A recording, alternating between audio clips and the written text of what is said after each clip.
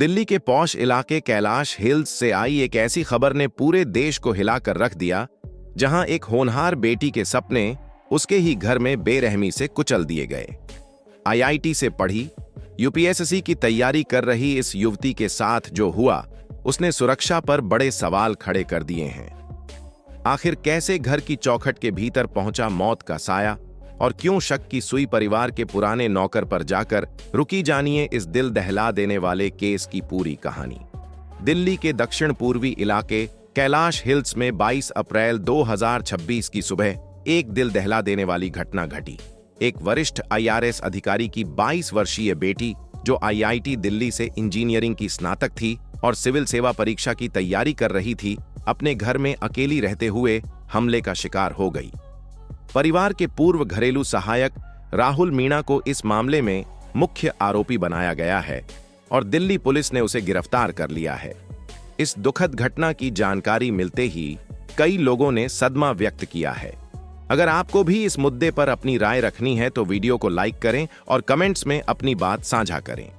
घटना की पृष्ठभूमि समझने के लिए जानना जरूरी है कि पीड़िता एक प्रतिभाशाली युवती थी। उन्होंने आईआईटी दिल्ली से अपनी पढ़ाई पूरी की थी और अब यूपीएससी की तैयारी में जुटी हुई थीं। उनके पिता एक वरिष्ठ आईआरएस अधिकारी हैं, मां एक डेंटिस्ट हैं और भाई मुंबई में एक मल्टीनेशनल कंपनी में उच्च पद पर कार्यरत हैं। परिवार दक्षिण दिल्ली के कैलाश हिल्स में रहता था, जहां सुरक्षा की पर्याप्त व्यवस्था होने के बावजूद यह घटना हुई। राहुल मीणा लगभग 8 से 10 महीने तक इस परिवार के घर पर काम कर चुका था। उसे उसके पिता की सिफारिश पर नौकरी दी गई थी। कुछ समय पहले वह कुछ गलत आदतों के कारण नौकरी से निकाल दिया गया था, लेकिन वह घर की दिनचर्या से अच्छी तरह वाकिफ था। 22 अप्रैल की सुबह करीब 6:30 पर राहुल मीणा कॉलोनी में प्रवेश किया। लगभग 6:39 पर वह घर में घुसा, जहां माता पिता जिम गए हुए थे और पीड़िता छत वाले स्टडी रूम में पढ़ाई कर रही थी। पुलिस के अनुसार आरोपी ने घर के बाहर रखी स्पेयर चाबी का इस्तेमाल किया।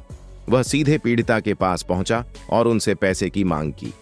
जब उन्होंने इनकार किया तो स्थिति बिगड़ गई।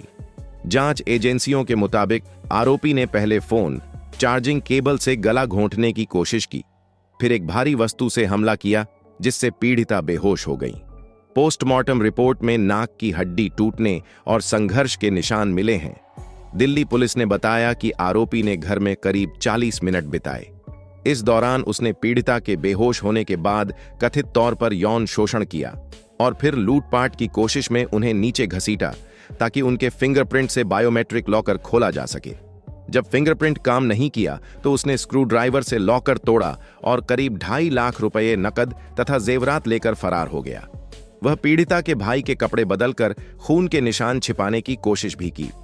सीसीटीवी फुटेज में उसे घर से निकलते देखा गया है। माता पिता जब जिम से लौटे तो उन्होंने अपनी बेटी को खून से लथपथ हालत में पाया। पुलिस ने तुरंत जांच शुरू की। सीसीटीवी फुटेज, डिजिटल ट्रेल और अन्य सबूतों के आधार पर राहुल मीणा को दिल्ली के द्वारका इलाके के एक ओयो होटल से गिरफ्तार किया गया।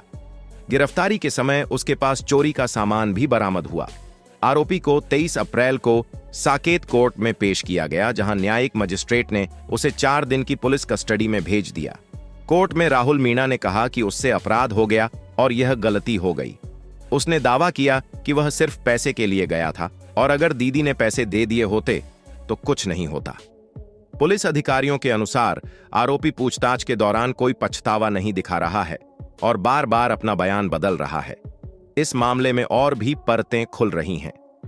राजस्थान के अलवर जिले में 21 अप्रैल की रात को राहुल मीणा पर एक महिला के साथ यौन शोषण का आरोप लगा है। अलवर पुलिस ने अलग से केस दर्ज किया है और विशेष टीम गठित की है। जांच से पता चला है कि आरोपी ऑनलाइन जुआ खेलने की लत में फंसा हुआ था और उस पर लाखों रुपए का कर्ज था। परिवार के सदस्यों ने बताया कि वह पढ़ाई में अच्छा था, लेकिन बाद में गेमिंग की आदत ने उसे बर्बाद कर दिया। दिल्ली पुलिस अब पूरे घटनाक्रम की पुनर्निर्माण कर रही है, फॉरेंसिक जांच चल रही है और आरोपी की मानसिक स्थिति का भी मूल्यांकन किया जाएगा। देश भर में इस घटना ने गहरी चिंता पैदा की है। कई नागरिकों ने घरेलू सहायकों की पृष्ठभूमि की जांच पर जोर दिया है। दिल्ली पुलिस ने अपील की है कि नागरिक अपने घरेलू कर्मचारियों की सत्यापन प्रक्रिया को सख्ती से अपनाएं। इस तरह की घटनाएं सुरक्षा की कमियों को उजागर करती हैं, खासकर उन परिवारों में जहां युवा सदस्य अकेले रहते हैं।